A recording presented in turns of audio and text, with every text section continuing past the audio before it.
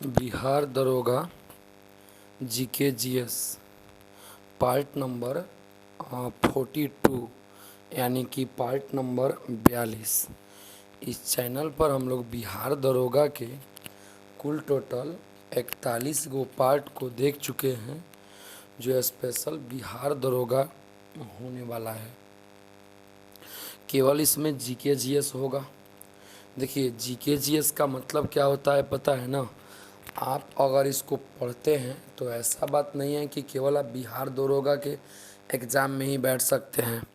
आप किसी भी एग्ज़ाम में आराम से बैठ सकते हैं, कोई भी दिक्कत होने वाला नहीं है। लेकिन नॉर्मल सा कहानी है, ये वीडियो स्पेशल बिहार दरोगा के लिए बनाया जा रहा है। इसमें 10,000 प्लस क्वेश्चन आपको देखने को मिलेंगे।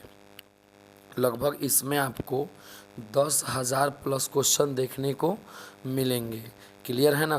केवल 10,000 क्वेश्चन और हर क्वेश्चन का नीचे एक्सप्लेन भी होगा। यदि आप 10,000 क्वेश्चन को और उसके एक्सप्लेन को तैयारी कर लेते हैं तो 100% बिहार दरोगा का एग्ज़ाम निकलना तय है। तो चलिए आज के क्लास को शुरू करते हैं। वह कहा गया है ना कि मंजिल उन्हीं को मिलती है जो घर से बाहर निकलते हैं। जो घर से बाहर ही नहीं निकले उनको तो मंजिल कभी मिलने वाली नहीं है। सिंपल सा कहानी है, जब तक तपस्या आपकी क्लियर नहीं होगी तब तक आपको मंजिल मिलने वाली नहीं है।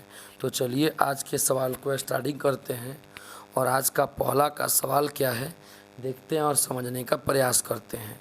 आप लोग सवाल को देखिए और सुन के लिखने का प्रयास कीजिए ताकि जल्दी से याद हो जाए। तो सवाल नंबर 1, भारत के लिए अमेरिका के कच्चे तेल का पहला नौभरण किस बंदरगाह पर पहुंचा है। थोड़ा समझिए, भारत के लिए अमेरिका के कच्चे तेल का पहला नौभरण किस बंदरगाह पर पहुंचा है।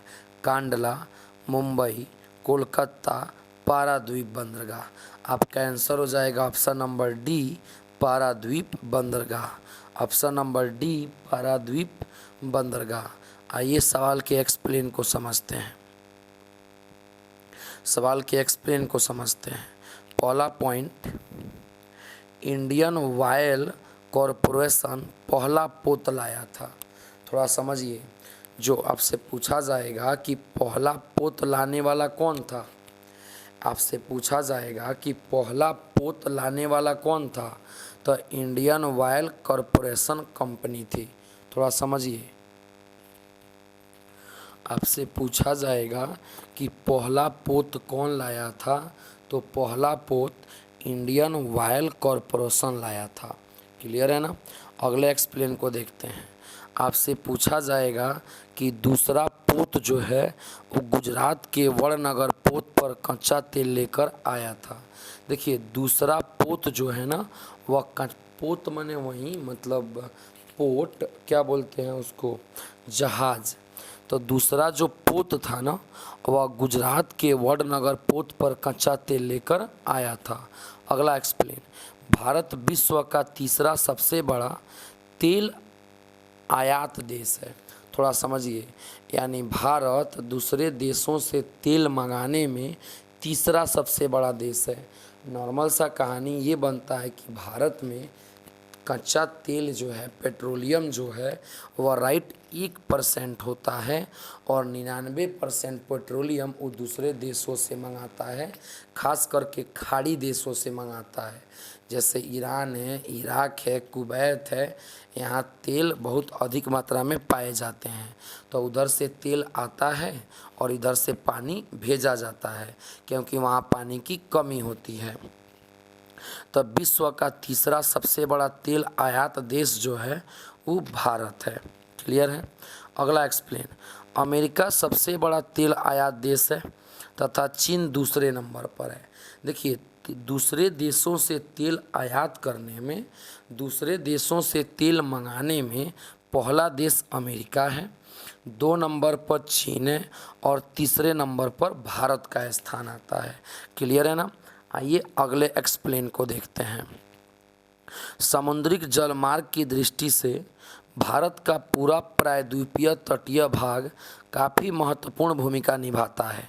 देश में 13 बड़े, देखिए भारत में कुल टोटल थोड़ा समझिए 13 गो बड़ा बंदरगाह है और 139 को छोटे बंदरगाह हैं। देखिए भारत एक ऐसा देश है जहां लगभग बड़े बंदरगाह 13 गो हैं और 139 गो छोटे बंदरगाह हैं। क्लियर है? आइए सवाल के अगले एक्सप्लेन को समझते हैं। आइए सवाल के अगले एक्सप्लेन को समझते हैं। आप लोग को याद रखना है कि भारत में 13 गो बड़े बंदरगाह हैं और 139 को छोटे बंदरगाह हैं। चलिए अगले क्वेश्चन को देखते हैं। अगला क्वेश्चन क्या है? सवाल नंबर आज का 2। आज का दूसरा सवाल है, निम्न में से कौन सी प्रार्थना समाज की मांग नहीं थी? देखिए जिस समय इस समय समाज बनता है उसी समय आज से प्राचीन काल में बहुत पहले प्रार्थना समाज बनी थी। तो आपके सामने 4 गो ऑप्शन दिया गया है और आपसे पूछा गया है कि प्रार्थना समाज की मांग क्या नहीं थी? स्त्री शिक्षा, नहीं, ये प्रार्थना समाज की मांग थी। थोड़ा इसको समझिए। स्त्री शिक्षा, ये प्रार्थना समाज की मांग थी।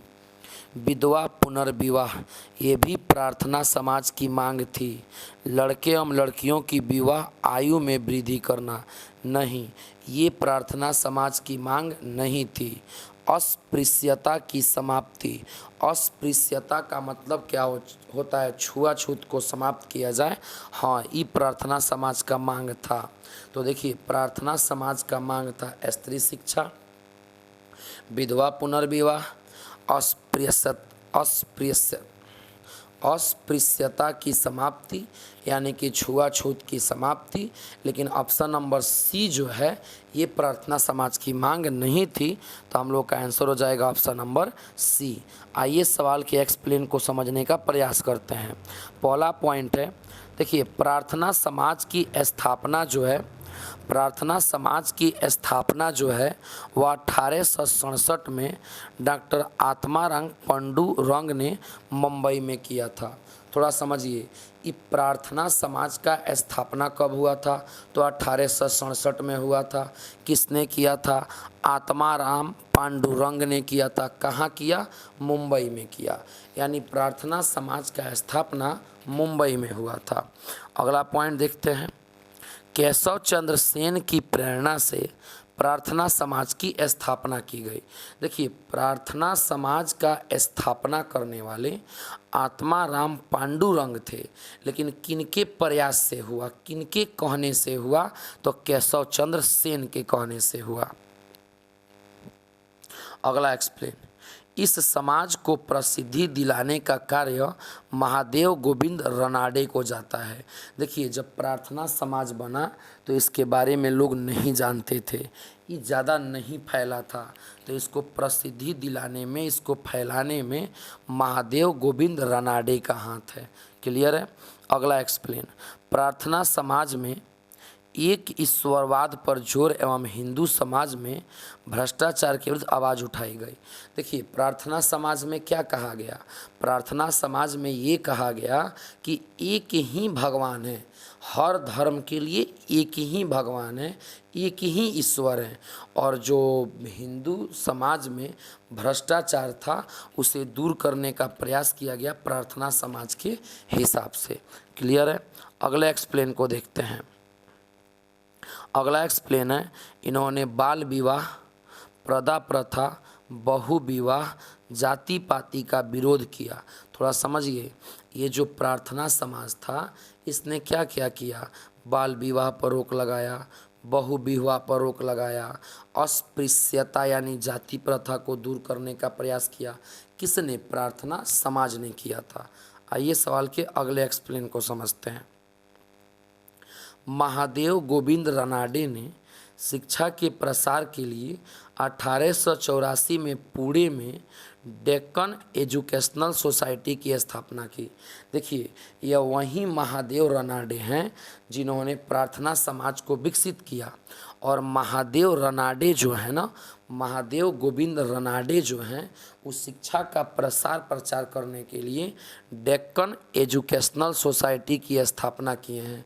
आपसे सवाल पूछा जाएगा कि डेक्कन एजुकेशनल सोसाइटी का स्थापना किसने किया, तो महादेव गोविंद रनाडे ने किया।